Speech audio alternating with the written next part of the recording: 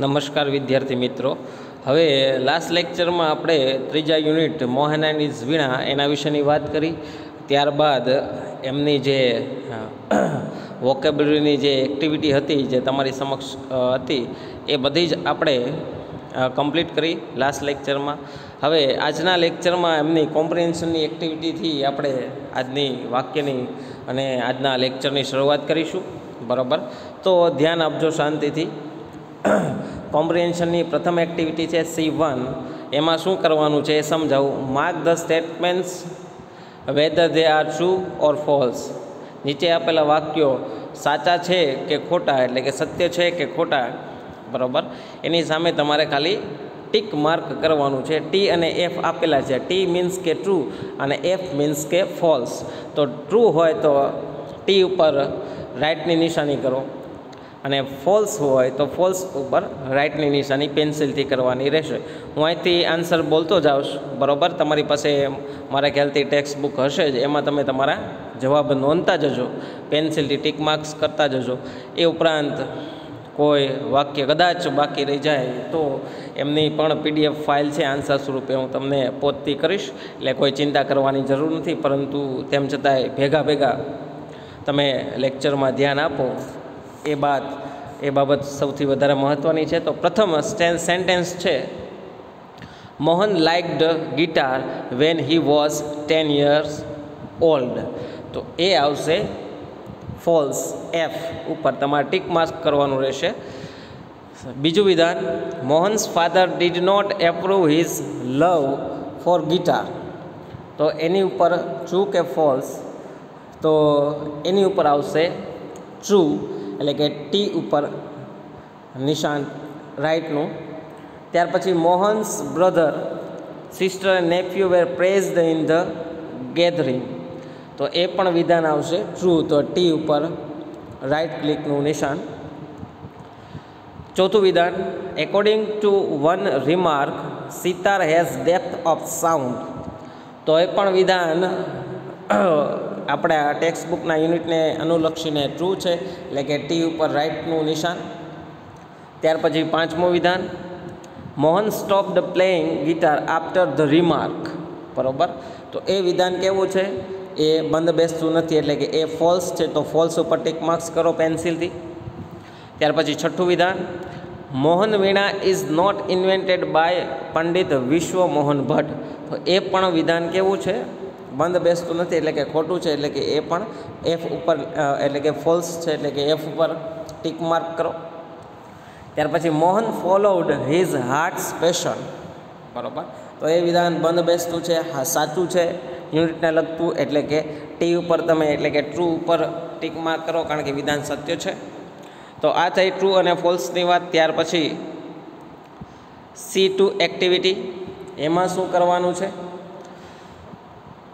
Arrange these sentences in proper order. Put the number in the boxes. નીચે તમને 5 વિધાનો આપેલા છે, એને યોગ્ય ક્રમમાં ગોઠવવાના છે આપણા પાઠ આધારિત.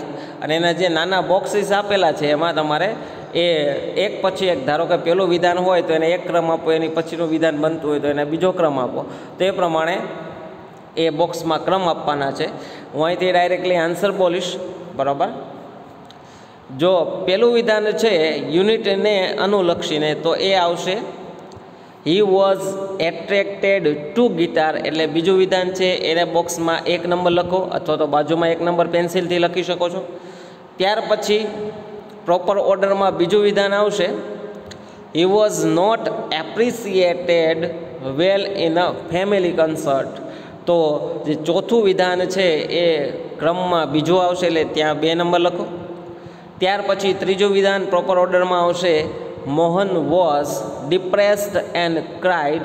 એટલે કે જે પહેલું વિધાન છે એ ઓર્ડર પ્રમાણે ત્રીજું આવશે, એટલે કે પહેલાંની કાઉન્સમાં 3 નંબર લખો. ત્યાર પછી ચોથા ક્રમે આવશે હી decided to work hard and make the instrument his face. એટલે જે ક્રમમાં ત્રીજું છે એ પ્રોપર ઓર્ડરમાં ચોથું આવશે, એટલે કે ત્યાં એની સામે ત્રીજા વિધાનના બોક્સમાં 4 નંબર લખો. અને એક છેલ્લું પાંચમું રહ્યું, Mohan got a Grammy award. તો છેલ્લા વિધાન પાંચમું છે એ ક્રમમાં પાંચમું જ આવશે, એટલે એ બોક્સમાં નંબર 5 લખો. ત્યાર પછી વાત કરીએ C3 એક્ટિવિટીની. એમાં શું કરવાનું છે એ સમજાવું. Find out the sentences from the text having nearest meaning. જે તમારી સમક્ષ 1 થી 5 વિધાનો આપેલા છે, એવા જ વિધાનો, એવા જ સમાન અર્થવાળા વિધાનો છે તમારે ટેક્સ્ટ બુકમાંથી શોધવાના છે. બરાબર. તો આ એક્ટિવિટી સમય માગી લે, પરંતુ હું અહીંથી એમના આન્સર એક પછી એક બોલતો જાઉં છું. બરાબર. આન્સર તેમ છતાંય મોકલીશ. બરાબર. કારણ કે અત્યારે હું તમને સમય આપું તો 8 થી 10 મિનિટ એક્ટિવિટી કમ્પ્લીટ કરતા થાય, પરંતુ એટલો સમય આપણે બગાડવો નથી અને ઓનલાઈન લેક્ચરમાં એ શક્ય નથી. એટલે અહીંથી હું આન્સર બોલતો જાઉં છું અને એ પ્રમાણે તમે લખવાની કોઈ જરૂર નથી, શાંતિથી સાંભળજો. અને એની પણ હું એના આન્સરની PDF ફાઇલ છે એ સંપૂર્ણ તમને પોતથી કરી જ દઈશ. પેલું વિધાન છે, એ accepted guitar as an instrument of music. તો એને બંધ બેસતું વાક્ય એ પ્રમાણે છે, no other instrument now in my life, I want to play the guitar only. ત્યાર પછી બીજું વિધાન છે, guitar is not an instrument of Indian style and doesn't have effect like the other Indian musical instrument. તો એ વાક્ય છે વિધાન, એને બંધ બેસતું વાક્ય આ પ્રમાણે છે ટેક્સ્ટ બુકમાંથી, the guitar does not have the effect which our instruments do and moreover it's not from India. ત્યાર પછી ત્રીજું વિધાન, Mohan was inspired to play an instrument because of the appreciation got by his brother, sister and nephew. તો એને બંધ બેસતું વિધાન આ પ્રમાણે છે, as they got great appreciation Mohan too expressed his wish to perform. ત્યાર પછી ચોથું વિધાન છે, Mohan increased the practice of the guitar. તો એને બંધ બેસતું વિધાન એ પ્રમાણે છે, Mohan doubled his riyaz and practiced for about 10 hours a day. ત્યાર પછી પાંચમું વિધાન, expression of vision about my thought through sound is important. તો એને બંધ બેસતું વિધાન આ પ્રમાણે છે ટેક્સ્ટ બુક આધારિત, not only the sound that my instrument produces is important, but it must also express my vision, what I want to say through the instrument. તો આ થઈ C3 એક્ટિવિટીની વાત. ત્યાર પછી C4 એક્ટિવિટી. તો એમાં શું કરવાનું છે એ પહેલાં સમજાવી દઉં. Find out the reactions by different person against Mohan's love for guitar. અલગ અલગ વ્યક્તિઓ છે, બરાબર, એમના મોહનના ગિટાર પ્રત્યેના પ્રેમ છે, તો એના જે આખા રિએક્શન છે એના વિશેના એ તમારે શોધીને ટેક્સ્ટ બુકમાંથી લખવાના છે. તો પેલું એક એક્ઝામ્પલ આપેલું છે કે મોહન્સ આંટી. તો મોહનની આંટી છે, એની માસી છે, તો એના કેવા વિચારો હતા, do you know your father does not approve your love for the guitar. તો એવા એના એક્સપ્રેશન્સ હતા, reaction against mothers Mohan's love for guitar. તો એવું રિએક્શન હતું. ત્યાર પછી મોહન્સ મધર. તો એનો જવાબ અહીંથી બોલું છું. બરાબર. લખવાની કોઈ જરૂર નથી, બહુ ઉતાવળ ન કરતા, હું તમને એનો જવાબ મોકલીશ. Mohan's mother, let him follow his heart's desire. તો એ પ્રમાણેના એના પોતાના વિચાર. ત્યાર પછી રિલેટિવ 1. તો એમાં એ પ્રમાણે તમે લખી શકો, you need to work very hard with the new instrument. એમના રિએક્શન હતા મોહન્સ લવ ફોર ગિટારના. ત્યાર પછી relative 2, if it were a sitar you would have been in competition with your brother and sister. ત્યાર પછી રિલેટિવ 3. તો એના રિએક્શન કેવું હતું, the sitar sound is like a flowing stream. તો એવા વિચાર હતા. ત્યાર પછી રિલેટિવ 4, ચોથા રિલેટિવ હતા, એના કેવા વિચારો હતા, your brother plays the violin, his સુર એન્ડ તાલ are so beautiful, what are you doing with this instrument. તો ચોથા રિલેટિવના એ પ્રમાણેના હતા. ત્યાર પછી મોહન હિમસેલ્ફ, એના પોતાના વિચારો કેવા હતા, તો એ તમારી સમક્ષ રજૂ કરું. But from my heart I am mad for the guitar, There is no instrument for me but the guitar. This instrument will become my face to the world. I am sure I am going to make it big, very big. તો આવા એના વિચારો. આ પણ બધા જ જે આખા વિધાનો છે, સેન્ટેન્સીસ જે બોલાયેલા છે, બરાબર, જે લખેલા છે, એ યુનિટમાંથી જ શોધીને અહીં તમારી સમક્ષ રજૂ કરવામાં આવેલા છે. એટલે એમાં કોઈ આપણે ઇન ડિટેલ કોઈ વાત કરવાની જરૂર નથી. ત્યાર પછી તમારી સમક્ષ છે C5 activity, answer the questions. 8 પ્રશ્નો આપેલા છે, 1 થી 8. એ તમારે તમારી ફેર બુકમાં, એટલે કે જે ટેક્સ્ટ બુકની પાકી બુક છે, એમાં 1 થી 8 પ્રશ્નો છે, એના સવાલ અને એના જવાબ તમારે લખવાના રહેશે. એક વાક્યના છે, એટલે બહુ કાંઈ વધારે લખવાનું નહીં થાય. ત્યાર પછી નીચે 3 જેટલા બીજા વિધાનો આપેલા છે પ્રશ્નો સ્વરૂપે, બરાબર. તો એમાં શું કરવાનું છે કે એના પણ આપણે ટૂંકમાં અથવા તો તમારા શબ્દોમાં એના જવાબ લખવાના છે, બરાબર. તો એ પણ કેવી વસ્તુ છે, એક પ્રશ્નોને જવાબ લખવાની છે, પરંતુ એ આપણે લખવાના પણ નથી ટેક્સ્ટ બુકની ફેરબુકમાં, એટલે એ આપણે બાબત સ્કીપ કરીશું. છેલ્લું છે કે ભાઈ, at the end of Grammy award ceremony Mohan is answering questions of reporters frame question as if you are a reporter. Grammy award છે એમાં મોહન છે એ પ્રશ્નોના જવાબ આપી રહ્યા છે એક રિપોર્ટરને, પ્રેસ રિપોર્ટરને. એટલે તમે એક રિપોર્ટર છો એ પ્રમાણે તમારે પ્રશ્નો રજૂ કરવાના છે, બરાબર. તો એઝ એ રિપોર્ટર તરીકે તમે કેવા પ્રશ્નો પૂછી શકો મોહનને, બરાબર, એની વીણા વિશે અથવા તો એમના કેરિયર વિશે, તો એવા અહીંયા તમને ક્રમમાં 7 જેટલા પ્રશ્નો આપેલા છે. તો એવા 7 જેટલા પ્રશ્નો તમે જાતે બનાવી શકો. તો અત્યારે કોઈ બનાવવાની જરૂર નથી, કારણ કે ઘણો બધો સમય જાય. એના પણ હું તમને આન્સર છે એ PDF ફાઇલ સ્વરૂપે મોકલીશ. તો એ પ્રશ્નો છે જે 7 ક્રમમાં, એ જ્યારે તમને PDF ફાઇલ સ્વરૂપ મળે ત્યારે તમે ટેક્સ્ટ બુકમાં એ લખી રાખજો, બરાબર, પેન્સિલથી. એ ઉપરાંત જે ઉપરના બીજા 2 પ્રશ્નો છે જે બોલ્ડ લેટર તમારી સમક્ષ રજૂ કરેલા છે, એના પણ હું તમને પ્રશ્નના જવાબ આપીશ. તો એ કોઈ તમારે ફેરબુકમાં લખવાની જરૂર નથી. માત્ર જે રિપોર્ટરના જે 7 પ્રશ્નો કેવી રીતના બને છે તો એ તમને મોકલીશ. તો એ તમારી ટેક્સ્ટ બુક જે તમારી સમક્ષ છે, તમારી ચોપડી, એમાં એ લખી રાખજો ક્રમમાં.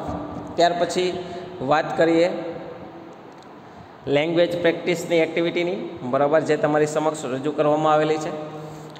Read the passage and observe the underline words. આખો પેરેગ્રાફ વાંચો અને એ પેરેગ્રાફમાં જ્યાં અંડરલાઇન કરેલા શબ્દો છે એને તમારે ઓબ્ઝર્વ, એટલે કે એનું તમારે મૂલ્યાંકન અથવા તો એની ખાલી એ શબ્દોને ઓળખવાના છે. જુઓ, શબ્દો ખાલી ઉપર હું એ શબ્દો બોલતો જાઉં એટલે તમને તરત જ ખ્યાલ આવશે, કારણ કે અત્યારે તમે વાંચો બેસતો એટલે કે 5 મિનિટ વહી જશે. એટલે જે શબ્દો છે એ અંડરલાઇન કરેલા શબ્દો છે કે ભાઈ ઈગરલી, તો ઈગરને LY પ્રત્યે લાગેલો છે. ત્યાર પછી સ્વિફ્ટલી, એટલે સ્વિફ્ટને પણ LY પ્રત્યે લાગેલો. ત્યાર પછી એનેક્સિયસલી, એટલે કે એનેક્સિયસ છે એને પણ LY પ્રત્યે લાગેલો. જેન્ટલી, તો જેન્ટલને પણ LY પ્રત્યે લાગેલો. ફર્મલી, એટલે કે ફર્મને પણ LY પ્રત્યે લાગેલો. ત્યાર પછી કેરફુલી, તો કેરફુલને પણ LY પ્રત્યે લાગેલો છે. તો એવા LY પ્રત્યે લાગેલા શબ્દોનો નીચે અંડરલાઇન કરેલી છે, બરાબર. તો આને આપણે એક પ્રકારનું ક્રિયા વિશેષણ કહીશું. તો એવા જે શબ્દો નીચે અંડરલાઇન કરેલી છે, બરાબર, એ શબ્દો ઉપર તમારે ખાલી એને ઓબ્ઝર્વ કરવાના હતા. કેવા શબ્દો હતા કે ભાઈ LY પ્રત્યે લાગેલા હતા. હવે જો એની ઉપરથી એ આધારિત લેંગ્વેજ પ્રેક્ટિસ 2 એ એક્ટિવિટી આપેલી છે. શું છે કે વર્ક ઇન પેર્સ, જૂથમાં કામ કરો. Note down all the underline words in your book from the above passage. ઉપરના શબ્દો આપેલા છે એ તમારી બુકમાં એને લખવાના છે. Make pairs of the action and the manner of that action, બરાબર. એટલે કે એ એક્શન છે, એ ક્રિયા છે, એ કયા ક્રિયા સાથે કઈ ક્રિયાના વિશેષણો છે એ લખવાના છે. જુઓ કે ભાઈ સ્ટેન્ડિંગ છે, એક એક્ઝામ્પલ આપેલું, તો એની સામે એ વાક્યમાં સ્ટેન્ડિંગ શબ્દો છે એમાં એની સાથે ઈગલી શબ્દનો ઉપયોગ થયો છે, બરાબર. તો એ પ્રમાણે સ્વિફ્ટલી છે તો એ શબ્દ નીચે મેનરમાં લખો તો એક્શનમાં કયો શબ્દ આવશે? રનિંગ, એટલે કે બીજા બોક્સમાં રનિંગ અને એની નીચે સ્વિફ્ટલી. ત્યાર પછીના બોક્સમાં આવશે રેન બેક અને એની નીચે આવશે ક્રિયા વિશેષણ એનેક્સિયસલી. ત્યાર પછીના બોક્સમાં આવશે પિક્ડ એન્ડ કિસ્ડ, તો એની નીચે આવશે ક્રિયા વિશેષણ તરીકે જેન્ટલી. ત્યાર પછી આવશે લિફ્ટેડ ક્રિયાપદ અને એનું ક્રિયા વિશેષણ આવે કેરફુલી. ત્યાર પછી છેલ્લું આવશે હેલ્ડ ક્રિયાપદ, બરાબર, અને એની સામે એની નીચે ક્રિયા વિશેષણ આવશે ફર્મલી. તો એ પ્રમાણે તમે લખી શકો છો. અને ઇઝી પણ છે, વાક્યમાં જે આપેલું ક્રિયાપદ લખો અને એની સાથે અંડરલાઇન કરેલા મેનરની લાઇનમાં એ અંડરલાઇન કરેલા શબ્દો લખો. ત્યાર પછી લેંગ્વેજ પ્રેક્ટિસ L2B ની વાત કરીએ. Match the phrases given in the left column with the appropriate words given in the right column.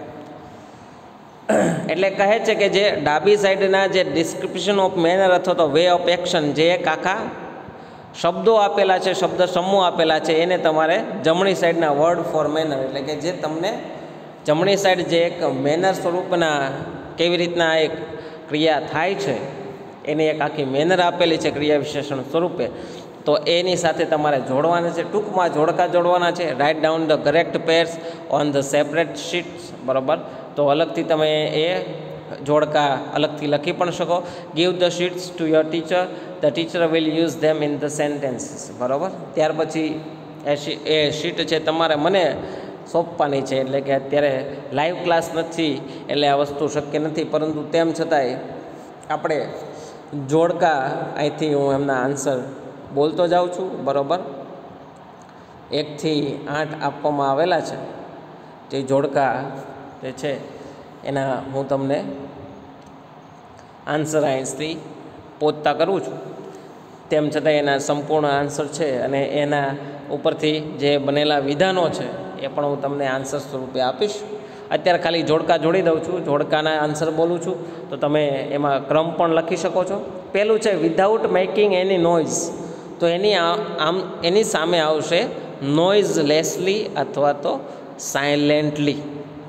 તો એનો જે ઉપરથી બનાવવાનું વિધાન છે તો એ હું તમને આન્સર સ્વરૂપે મોકલીશ. અત્યારે ખાલી જોડકા જોડી લો. ત્યાર પછી વિથ ગ્રેટ પ્લીઝર, તો એની સામે આવશે હેપીલી, નોઇઝલેસ નીચે જ આપેલું છે હેપીલી. ત્યાર પછી ત્રીજું છે ક્રમમાં ઇન અ સિરિયસ મેનર, તો એની સામે આવશે છેલ્લથી બીજું સિરિયસલી. ત્રીજું છે વિથ પ્રાઇડ, તો વિથ પ્રાઇડની સામે આવશે પ્રાઉડલી.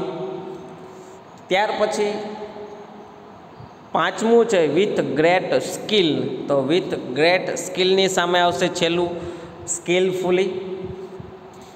ત્યાર પછી without making a single mistake, તો એની સામે પ્રથમ છે ફોલ્ટલેસલી, તો એ આવશે. ત્યાર પછી છઠ્ઠું છે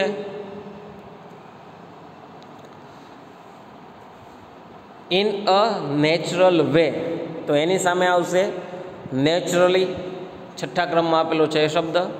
ત્યાર પછી આઠમું છે વિથ કોન્ફિડન્સ, તો એની સામે આવશે ત્રીજો ક્રમનું કોન્ફિડેન્ટલી, બરાબર. તો આ થયા જોડકાને એને લગતા જે સેન્ટેન્સીસ છે, હું તમને PDF ફાઇલ સ્વરૂપે પહોંચતા કરીશ. તો તમને એક નીચે એક્ઝામ્પલ આપેલું છે કે ભાઈ the students are reading in the library without making any noise, the students are reading in the library silently. તો એ બબ્બે વાક્ય બને તો એ બધા જ વિધાનો છે હું તમને જવાબ સ્વરૂપે પહોંચતા કરીશ, બરાબર. ત્યાર પછી આપણે લેંગ્વેજ પ્રેક્ટિસની ત્રીજી એક્ટિવિટીની વાત કરી. Choose any word expressing manner from the box given below and tell your friend to select the correct sentence to fill in the blanks. કહે છે નીચેથી કોઈ એક શબ્દ પસંદ કરો, બરાબર. એ પણ બધા ક્રિયા વિશેષણો છે. કોઈ મેનર અથવા તો કોઈ ક્રિયા કેવી રીતના થાય છે એ દર્શાવે છે. અને તમે તમારા મિત્રને કહો કે એ કોઈ ખાલી જગ્યા નીચે આપેલી છે એ ખાલી જગ્યામાં એનો ઉપયોગ કરે, ખાલી જગ્યા પરિપૂર્ણ કરવામાં, બરાબર. You can take help of your teacher two decide whether the sentence is true or false. અને ત્યાર પછી એ વિધાનો સાચા છે કે ખોટા એ તમારે શિક્ષકની મદદથી તમે એને પૂછી શકો છો. એટલે હું અહીંથી ડાયરેક્ટલી બેડલી, સ્માર્ટલી, ડેન્જરસલી, એંગ્રીલી, સિક્રેટલી અને કાઇન્ડલી એટલા જે 6 શબ્દો આપેલા છે તેને ડાયરેક્ટલી હું અહીંથી વિધાન નીચે આપેલા છે તો એ વિધાન છે એના જવાબ જ અહીંથી બોલતો જાઉં છું.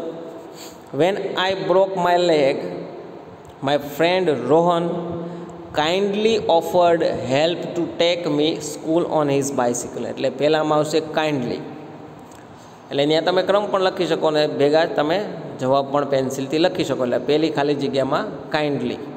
ત્યાર પછી we lose the football match by 4-3. I don't think we played badly but the opposite team played really smartly. એટલે કે બીજી ખાલી જગ્યામાં 2 ખાલી જગ્યા છે, એમાં પહેલી ખાલી જગ્યામાં આવશે બેડલી અને બીજી જ ખાલી જગ્યામાં જે છેલ્લી ખાલી જગ્યા એટલે કે બીજી ખાલી જગ્યા છે ત્યાં આવશે સ્માર્ટલી. ત્યાર પછી ત્રીજું વિધાન you are late said Sneha angrily where have you been. એટલે ત્રીજી ખાલી જગ્યામાં આવશે એંગ્રીલી. ત્યાર પછી ચોથું વિધાન છે I am sure that the plan of bank robbery was made secretly by the thief. એટલે ચોથી ખાલી જગ્યામાં આવશે જવાબ સ્વરૂપે સિક્રેટલી. ત્યાર પછી પાંચમું વિધાન you drive the car quite dangerously. I won't be surprised if you meet with an accident one day. એટલે કે પાંચમી ખાલી જગ્યામાં આવશે ડેન્જરસલી. તો આ પ્રમાણે એના જવાબ થયા. ત્યાર પછી લેંગ્વેજ પ્રેક્ટિસ 4ની વાત કરીએ તો એમાં શું છે બરાબર એ વાત કરી. Practise the conversation selecting the words expressing frequency from the table and fill in the blanks. જે તમને ટેબલમાં આપેલા શબ્દો છે એ કોઈ ક્રિયાની જે એક ફ્રીક્વન્સી છે બરાબર, સતત ચાલતી ક્રિયાઓ છે બરાબર, એના વિશેના શબ્દો આપવામાં આવેલા છે. એટલે કે નીચે એક કન્વર્ઝેશન આપેલું છે બરાબર, એ કન્વર્ઝેશન તમારે એ શબ્દો દ્વારા એ ટૂંકમાં કમ્પ્લીટ કરવાનું છે. વર્ક ઇન પેર્સ બરાબર, જૂથમાં કાર્ય કરવાનું છે. તેમ છતાંય 2 વ્યક્તિની પેરમાં કામ કરવાનું છે. તેમ છતાંય આપણે અત્યારે એ શક્ય છે નહીં એટલે હું અહીંથી જવાબ બોલતો જઈશ, એ પ્રમાણે તમે જવાબ નોંધતા જશો. શક્ય હોય તો ક્રમ આપો, ન શક્ય હોય તો તમે પેન્સિલથી ત્યાં જે ખાલી જગ્યા છે ત્યાં તમે તમારા આન્સર હું અહીંથી બોલું એ પ્રમાણે લખતા જજો. ન લખાય તોય ચાલશે, પરંતુ શાંતિથી સાંભળો. એના પણ આન્સર છે હું તમને PDF ફાઇલ સ્વરૂપે મોકલીશ. પહેલું છે conversation. What do you do on Sunday? Nothing much. I usually sleep until 9. એટલે કે પહેલી ખાલી જગ્યામાં આવશે યુઝવલી. ત્યાર પછી do you go to Bazar on Saturday evening? Yes I do. I often go to play. Do you go to bazaar on Saturday evening? Yes, I do. I often go for playing volleyball or I sometimes go to the garden. એટલે કે બીજા કન્વર્ઝેશનમાં પહેલી ખાલી જગ્યામાં આવશે often અને ત્યાર પછી બીજી ખાલી જગ્યામાં આવશે સમટાઈમ્સ. ત્યાર પછી ત્રીજું કન્વર્ઝેશન છે do you drive to school? No, I never drive to school. I always take the bus. એટલે કે ત્રીજા કન્વર્ઝેશનમાં પહેલી ખાલી જગ્યામાં આવશે નેવર અને ત્યાર પછી બીજી ખાલી જગ્યામાં આવશે ઓલવેઝ. ત્યાર પછી ચોથું કન્વર્ઝેશન છે એ આપણે સાંભળીએ. Vote do you do after class? I occasionally talk with my friends or I usually go home. તો ત્રીજામાં આવશે ચોથા કન્વર્ઝેશનમાં પહેલી ખાલી જગ્યામાં આવશે ઓકેઝનલી અને બીજી ખાલી જગ્યામાં આવશે યુઝવલી. ત્યાર પછી છેલ્લું પાંચમું છે ક્રમમાં conversion. Do you like new friends? Yes I always like but I love my old friends two. એટલે કે પાંચમામાં કન્વર્ઝેશનમાં એક પહેલી જ ખાલી જગ્યા એક જ છે એમાં આવશે ઓલવેઝ. તો આ પ્રમાણે ખાલી જગ્યાના આન્સર થયા. ત્યાર પછી L5 એક્ટિવિટી શું કહેવા માંગે છે એની વાત કરીએ. Place the word expressing manner frequency at the correct place indicate the place by the sign. એટલે કે place the word expressing manner frequency at the correct place. યોગ્ય જગ્યાએ તમારે યોગ્ય શબ્દ છે એ મૂકવાનો છે ને વાક્ય છે પરિપૂર્ણ થાય એવો પ્રયત્ન કરવાનો છે.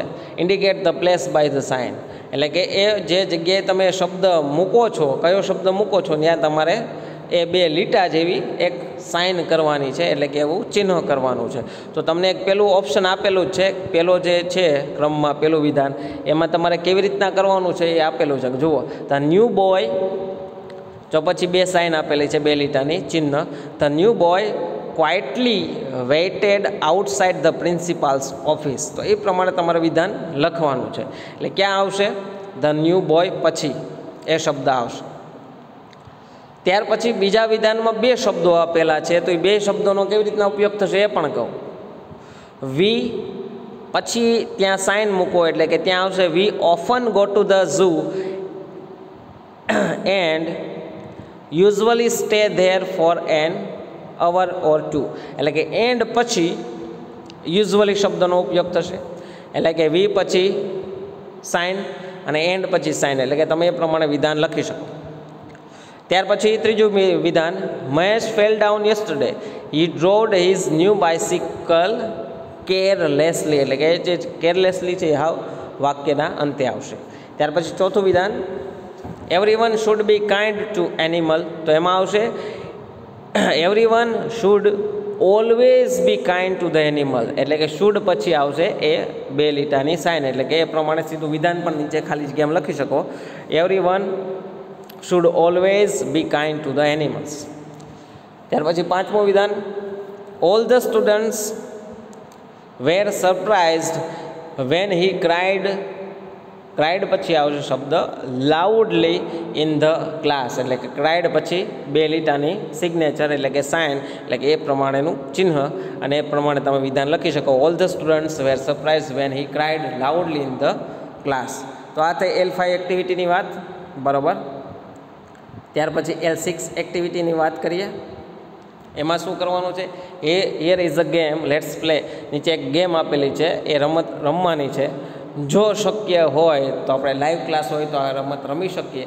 અત્યારે એ ગેમ છે એ આપણે ઓનલાઈન લેક્ચરમાં નથી રમી શકતા, બરાબર. તો એ એક્ટિવિટી સ્કીપ કરીશું. તેમ છતાંય એને લગતા આન્સર્સ છે હું તમને પહોંચતા કરીશ, બરાબર. ત્યાર પછી L7 એક્ટિવિટીની વાત કરીએ. Write the famous story of the rabbit and the tortoise using the words showing the manner of action. જે તમને એક કાચબા અને સસલાની જે ખૂબ જ લોકપ્રિય વાર્તા છે, બરાબર, એ સ્ટોરી છે એ તમારે લખવાની છે. ખાસ કરીને જે મેનર ઓફ એક્શન, એટલે કે જે ક્રિયા અને ક્રિયા વિશેષણ જે શબ્દ આપેલા છે એનો ઉપયોગ કરીને નીચેની સંપૂર્ણ જે એક ચિત્ર આપેલું છે એ આધારિત તમારે આખી સ્ટોરી તૈયાર કરવાની છે. જો આ ચિત્ર છે અને ચિત્રની નીચે કાઉન્સમાં તમને ક્રિયા વિશેષણો, બરાબર, આપેલા છે કે પ્રાઉડલી, ખૂબ જ માનપૂર્વક, કામલી શાંતિથી, સાયલેન્ટલી એકદમ શાંતિથી, સ્વિફ્ટલી ઝડપથી, લેઝીલી એકદમ આળસાઈપૂર્વકથી, સ્ટેડીલી એટલે કે નિશ્ચયતાથી એકદમ ઝડપથી, હરિડલી એટલે કે ઉતાવળથી, સ્લોલી ધીમે ધીમે, વગેરે વગેરે. તો એવા શબ્દોનો ઉપયોગ કરીને જે તમારી સમક્ષ જે ચિત્ર આપેલું છે એ ચિત્ર છે, એ ચિત્રની સંપૂર્ણ જે વાર્તા છે એ તમારે પરિપૂર્ણ કરવાની છે, બરાબર. એ વાર્તાથી તમે અજાણતો નહીં જ હોવ, જાણીતા જ હશો, બરાબર. તો એ વાર્તા છે, એ વાર્તા છે એ નીચે તમને આપેલી જ છે, બરાબર. કાચબો હતો અને સસલો, બંનેમાં એક વખત શરત લાગી કે કોણ જીતશે, અને એ પ્રમાણેની જે શરત આપેલી છે એ પ્રમાણે તમને નીચે સ્પેસ પણ આપેલી છે કે ભાઈ once upon a time a rabbit said proudly to a tortoise you can beat me. તો એ પ્રમાણે વાર્તાની શરૂઆત કરવાની છે, અને ત્યાર પછી તમારે એ સંપૂર્ણ વાર્તા લખવાની છે સ્પેસમાં. તો એ જે વાર્તા છે તમે જાતે પણ લખી શકો, તેમ છતાં એ વાર્તા છે હું તમને આન્સર સ્વરૂપે તમને PDF ફાઇલ સ્વરૂપે પહોંચતી કરીશ, બરાબર. તો એનો પણ અભ્યાસ કરજો. ત્યાર પછી વાત કરીએ આપણે રાઇટિંગ ટાસ્કની, બરાબર, જે તમારી સમક્ષ આપેલું છે. Write paragraph on my hobby, મારા શોખ ઉપર તમારે એક પેરેગ્રાફ લખવાનો છે, બરાબર. તો એ પેરેગ્રાફ એટલે કે નિબંધ લેખન જેવું છે. માય હોબી, મારા શોખ ઉપર તમારે પેરેગ્રાફ લખવાનો છે. તો તમે જે તમારો શોખ હોય એના ઉપર તમે પેરેગ્રાફ લખી શકો છો, બરાબર. એ ઉપરાંત જે આપણે લાસ્ટ જે એક્ઝામ લીધી ત્રિમાસિક, એમાં જે પેરેગ્રાફ રાઇટિંગ હતું, તો આ ટાઈપના પણ પેરેગ્રાફ પૂછાઈ શકે માય હોબી ઉપરના. તો એ પણ એક તમારા માટે ફાયદાકારક છે. તો તમે તમારી જાતે સ્વતંત્રતાથી સ્વતંત્ર રીતે તમે તમારી ફેરબુકમાં માય હોબી એટલે કે મારા શોખ ઉપર તમે એક નિબંધ, એક પેરેગ્રાફ લખી શકો છો, બરાબર. તેમ છતાં હું એનો આન્સર છે, બરાબર, એક ફોર્મેટથી તમને પોતું કરીશ. ત્યાર પછી here is a picture of a musical instrument with some information about it, write a few lines about it. તમને એક મ્યુઝિકલ ઇન્સ્ટ્રુમેન્ટ એટલે કે તમારી સમક્ષ એક હાર્મોનિયમનું ચિત્ર આપવામાં આવેલું છે, બરાબર. એ ચિત્રની થોડીક એમની જે માહિતી છે એ પણ તમારી સમક્ષ રજૂ કરવામાં આવેલી છે, બરાબર. અને એનાથી એ માહિતીનો ઉપયોગ કરીને થોડીક લાઇન્સ એટલે કે થોડાક વાક્યો એના ઉપર તમે લખો એવું કહેવામાં આવેલું છે. તો રાઇટિંગ ટાસ્ક 2માં હાર્મોનિયમનું ચિત્ર આપેલું છે અને એની નીચે થોડીક એની માહિતી પણ આપવામાં આવેલી છે. એ માહિતીનો ઉપયોગ કરીને તમારે એ મ્યુઝિકલ ઇન્સ્ટ્રુમેન્ટ એટલે કે હાર્મોનિયમ ઉપર તમારે પેરેગ્રાફ સ્વરૂપે અથવા તો કોઈ પણ સ્વરૂપે તમારે વિધાનો લખવાના છે, બરાબર. તો લખી શકો જાતે, તો એ પણ સરળ છે, કારણ કે ઘણા બધા વિધાનો આપવામાં આવેલા છે, ઘણા બધા શબ્દો આપેલા છે. તો એ શબ્દોનો ઉપયોગ કરીને તમે સારી રીતે 1-2 પેરેગ્રાફ તમારી જાતે લખી શકો છો, તો ક્રમમાં પણ વાક્યો લખી શકો. તો એ પણ તમને હોમવર્કમાં આપું છું. તો આને લગતું પણ હું તમને જે બાબત છે, બરાબર, એટલે કે જે એનો આન્સર છે હું તમને PDF ફાઇલ સ્વરૂપે પોતી કરીશ. તો રાઇટિંગ ટાસ્ક 1 અને જે રાઇટિંગ ટાસ્ક 2 છે એ બંને ફેરબુકમાં લખવાના રહેશે. તેના આન્સર પણ હું લખીને પોતા કરીશ. ત્યાર પછી રાઇટિંગ ટાસ્ક 3 છે એ શું કહેવા માગે છે, એ look at the musical instruments and write about them. નીચે તમને મ્યુઝિકલ ઇન્સ્ટ્રુમેન્ટના ચિત્રો આપવામાં આવેલા છે. પેલું છે વીણા, ત્યાર પછી છે ગિટાર અને ત્યાર પછી છે મોહન વીણા. તો એક આપણું ઇન્ડિયન વાદ્ય, ભારતીય વાદ્ય વીણા, અને એક વેસ્ટર્ન એટલે કે પશ્ચિમી વાદ્ય ગિટાર, અને બેને મિક્સ કરીને જે મોહન પંડિત વિશ્વમોહન ભટ્ટે બનાવેલી પોતાની મોહન વીણા છે એનું ચિત્ર આપેલું છે. એનો તમારે વ્યવસ્થિત અભ્યાસ કરવાનો છે અને એ આધારિત તમારે થોડાક વાક્યો લખવાના છે, બરાબર. તો હું અહીંથી બોલું, બરાબર, અને સમજું એ કરતાં હું તમને એ વીણા, ગિટાર અને મોહન વીણાના જે વાક્યો છે, જે પેરેગ્રાફ સ્વરૂપે, એ હું તમને PDF ફાઇલ સ્વરૂપે એમના જવાબો પોતા કરીશ. તો એ રાઇટિંગ ટાસ્ક 3 છે, એટલે કે ત્રીજું છે રાઇટિંગ ટાસ્ક, એ પણ તમારે તમારી ફેરબુકમાં લખવાનું રહેશે, બરાબર. એટલે કે રાઇટિંગ ટાસ્ક 1, 2 અને 3 જે આપેલા છે, બરાબર, તમારી સમક્ષ અત્યારે, તો એ તમારે તમારી પાકી બુકમાં, બરાબર, લખવાના રહેશે, બરાબર. તો અહીં વાત થઈ રાઇટિંગ ટાસ્કની.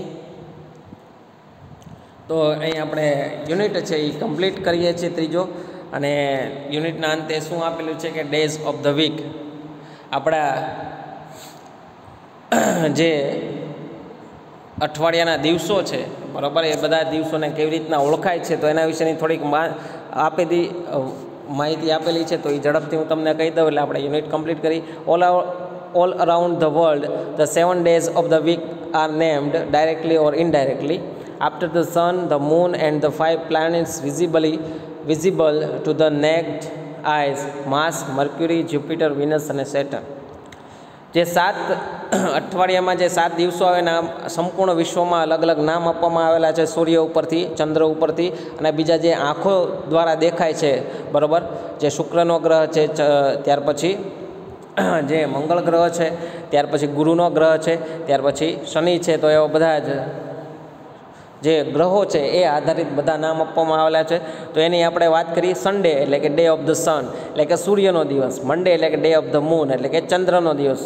ત્યાર પછી ટ્યુઝડે, ટ્રાઇઝડે એટલે કે Tyr is the Norse god of war like the Roman god Mars એટલે કે જે મંગળ છે રોમન ગોડ, બરાબર, એનું એક પ્રતીક છે નોર્સ ગોડ ઓફ વોર એટલે કે એક યુદ્ધના દેવતા નોર્સ જે રોમન ના ભગવાન છે એ માર્સ. ટ્યુઝડે એના ઉપરથી નામ. વેનસડે એટલે કે Woden's day, Woden or Odin was identify with Mercury એટલે કે બુધ દ્વારા, બુધ જે ગ્રહ છે એના દ્વારા એ વુડેન અથવા તો ઓડિન દ્વારા એમને ઓળખાય છે એટલે કે વેનસડે. થર્સડે એટલે કે થોર્સ ડે એટલે કે Thor the god of the thunder was identified with the Jupiter the god of Jove એટલે કે જોવના દેવતા અને જે એક થંડર એટલે કે જે એક વીજળીના દેવ તરીકે થોર જેમનું નામ છે એ ઉપરથી થર્સડે નામ આપવામાં આવેલું છે કે થોરના દેવતા એટલે કે જે વીજળીના દેવતા થોર એના ઉપરથી થર્સડે નામ આપેલું છે.